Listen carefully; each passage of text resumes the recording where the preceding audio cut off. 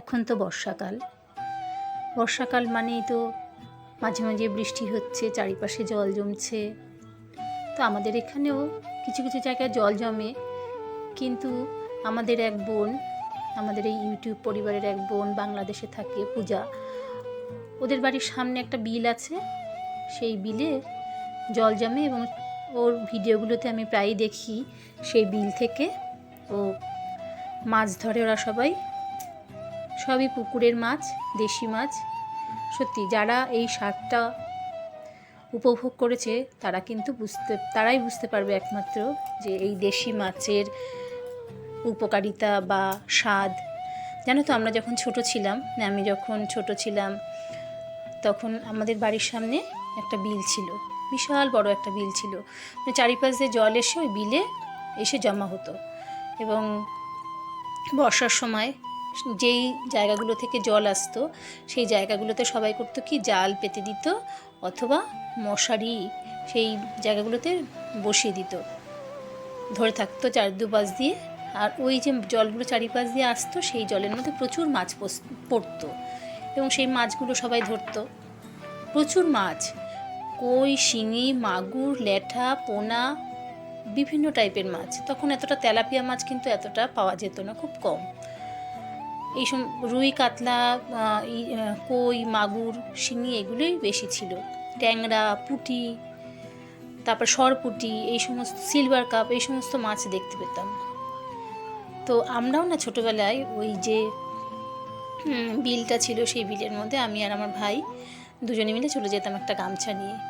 তো ছোট ছোট টুকরো যেখানে অল্প অল্প ছোট ছোট গর্ত যেখানে, সেইখানে যখন হাঁটু পর্যন্ত জল বা হাঁটুর নিচটা পাতা থেকে তার একটু ওপর পর্যন্ত জল জমতো এবং সেই জলগুলোতে আমরা কী করতাম, গামছা দিয়ে বা ছেঁকে মাছ ধরতাম। কত খলসে মাছ, তারপরে হচ্ছে মৌরলা মাছ, পুঁটি মাছ আমরা ধরতাম, জানো না। সত্যি ছোটোবেলার দিনগুলোর কথা যত ভাবি কি ভালোই না ছিল দিনগুলো।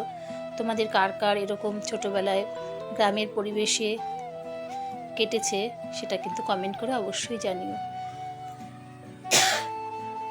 এখন অবশ্য আমি যেখানে আমার শ্বশুরবাড়ি, সেটা গ্রামও না শহরও না, মফস্বল বলতে পারো। আমার শহরের মাঝামাঝি জায়গায় আমরা থাকি। তো এখানে আমাদের আশেপাশে অনেক নিচু জায়গা আছে, কিন্তু সেভাবে জল জমে না, কারণ আগের মতো তো আর বৃষ্টিও হয় না সেরকম, কোথাও সেরকম জল জমে থাকতে দেখি না, যেটা আজ থেকে আরও 20, 25, 30 বছর আগে যেটা দেখতে পেতাম। যাই হোক, তোমাদের সাথে গল্প করতে করতে দেখো সকালের কাজকর্ম, সকালবেলা ঘুম থেকে উঠে বাসি বিছানা তুলে চলে আসলাম জমিতে দেখো কিছু পুঁই শাক ডালগুলো অনেকটা ঝুঁকে পড়েছিল, সেই পুঁই শাকগুলো কাটা হলো। তারপরে চলে আসলাম আমাদের কলা বাগানে কদিন ধরেই সেই মোচাগুলো ঝরে ঝরে পড়ে যাচ্ছে। এবার সেগুলো না কাটলে তো মোচাগুলো নষ্ট হয়ে যাবে না, তাই চলে আসলাম মোচা কাটতে। আর কিছু গাছ থেকে পেঁপে পারবো। আর পুঁই শাকও কাটা হয়েছিল, চাল কুমড়ো শাকও কাটা হয়েছিল। আর দেখো বেগুন গাছে অদিন ধরে বর্ষা চোখ হচ্ছিল, সেই জন্য গাছ থেকে সবজিগুলো তোলা হচ্ছিল না, তাই কিছু বেগুনও তুলে নিলাম। দেখো মোচা, চাল কুমড়ো শাক, পুঁই শাক, বেগুন, ঢেঁড়স সবই আমাদের, এই পেঁপে সব জমি থেকে তোলা হয়েছে। তো ওগুলো তুলে নিয়ে তারপরে চলে আসলাম। ছিল বৃহস্পতিবার সেদিন, এটা বৃহস্পতিবারের ভিডিও করা। তো ঠাকুরের বাসি জামা কাপড় সব ছেড়ে তারপরে ঠাকুরের বাসন টাসন সব নামিয়ে চলে আসলাম। দেখো জামা কাপড় কেচে তারপর ঠাকুরের বাসন মাজতে চলে আসলাম।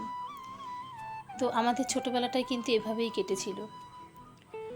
এখনকার বাচ্চারা কিন্তু এই পরিবেশটা আর পায় না, খুব মিস করি, জানো না। যাই হোক, দেখো ঠাকুর বাসনগুলো মাজছি। বৃহস্পতিবার তো একটু তেঁতুল দিয়ে না মাজলে, বাট টক কোনো জিনিস, তেঁতুল বা লেবু দিয়ে না মাজলে বাসনগুলো ঠিক পরিষ্কার হয় না, তাই বাসনগুলো মেজে নিচ্ছি। বৃহস্পতিবার একটু কাজ তো বেশি থাকেই। তো বরমশাই সকালে কাজকর্ম, ওই যে জমিতে গেছিলাম, জমিতে গিয়ে কিছু সবজি টবজি সব পেরে নিয়ে আসলাম। পেরে নিয়ে আসার পর তারপরে একটু খাবার সিদ্ধ ভাত করে দিয়েছিলাম, সেটা খেয়ে বেরিয়ে গেছে অফিসিয়াল কাজে। তো দুপুরে আমি আর ছেলে, তাই সেরকম বেশি রান্নাবান্নার ঝামেলা করব না। তো তো ঠাকুর বাসনগুলো মেজে নিয়ে ঘরটর মুছে সমস্ত রান্নাঘরে সব পরিষ্কার করে নিয়ে তারপরে চলে যাব রান্নাঘরে। দেখি এখনও ঠিক করিনি আজকে কী রান্না করবো। দেখো ঠাকুর বাসনগুলো মাজা হয়ে গেছে। এবার ছেলেকে একটু খাবার করে দিলাম। সে সকালবেলা তার রুটি ভালো লাগে না খেতে, আমাদের রুটি তো করতেই হয়, কিন্তু ও রুটি খাবে না, ওর টোস্ট করে দিতে হবে বা ডিমের পোচ করে দিতে হবে। ও নিজেও করে খায়, আমিও করে দিই। আর দেখো আজকে ভীষণ সুন্দর রোদ উঠেছে, তাই রোদ দেখে আমি আর থাকতে পারিনি, তাই অনেকগুলো জামা কাপড় ছিল সেগুলো সব কেচে দিলাম। কেচে দিয়ে সমস্ত ঘরের সব কাজ গুছিয়ে নিয়ে তারপরে চান করতে যাব। চান করে পুজো দিয়ে তারপরে যাব রান্নাঘরে।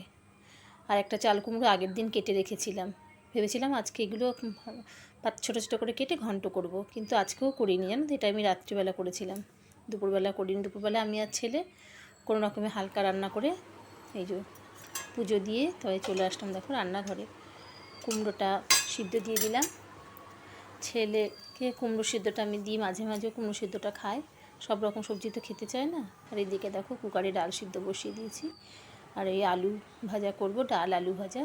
আর এই একটা লেবু আছে, গন্ধরাজ লেবু। আর দেখো এক পিস মাছটা আমি রান্না করে খাবো। ওর বাবা যেহেতু বাড়ি নেই, বর্মশাই তো বেরিয়ে গেছে তোমাদের বললাম, তাই ওই এক পিস মাছ আমি আমার মতো করে খাবো।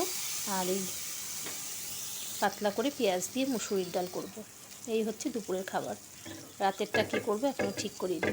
রাতেরটা চাল কুমড়োটা আছে, সেটা ফ্রিজে ঢুকিয়ে রেখেছি, ওই চাল কুমড়ো দিয়ে কিছু একটা করবো, কারণ রাত্রিবেলা তো বেশিরভাগ দিনই তো আমাদের বরমশাই রুটি খায়। এবার তার জন্য রুটির জন্য একটা তরকারি করতে হয়, তো চাল কুমড়ো যদি ঘন্ট করি তাহলে হয়তো চাল কুমড়ো ঘন্ট দিয়ে রুটি খাওয়া হয়ে যাবে। ছেলেও খায় চাল কুমড়ো, অসুবিধা হবে না। এদিকে দেখো ইন্ডাকশানে ভাত বসিয়ে দিয়েছি, আর এদিকে ভাতটাও হয়ে গেছে। ওদিকে ডাল আর আলু ভাজা করে নেব। আর ওই আমার জন্য এক পিস মাছ। ছেলে তো মাছ খাবে না, ছেলে ডাল কুমড়ো সিদ্ধ আর আলু ভাজা দিয়ে, আর লেবু আছে গন্ধরাজ লেবু, ওই দিয়ে হয়ে যাবে। তো তোমরা যারা যারা এখনও আমার চ্যানেলটি সাবস্ক্রাইব করোনি তারা কিন্তু অবশ্যই আমার চ্যানেলটি সাবস্ক্রাইব করো। তোমরা সবাই ভালো থেকো, সুস্থ থেকো, আর ভালো লাগলে একটা কমেন্ট করো। তোমাদের ভালোবাসা, তোমাদের কমেন্ট, তোমাদের লাইক, তোমাদের শেয়ার আমার খুব প্রয়োজন, কারণ আমি আরও অনেক দূর এগিয়ে যেতে চাই। তাই তোমরা সবাই পাশে থেকো, তোমরা সবাই ভালো থেকো, সুস্থ থেকো। দেখা হচ্ছে আবার পরবর্তী আর একটা ভিডিওতে।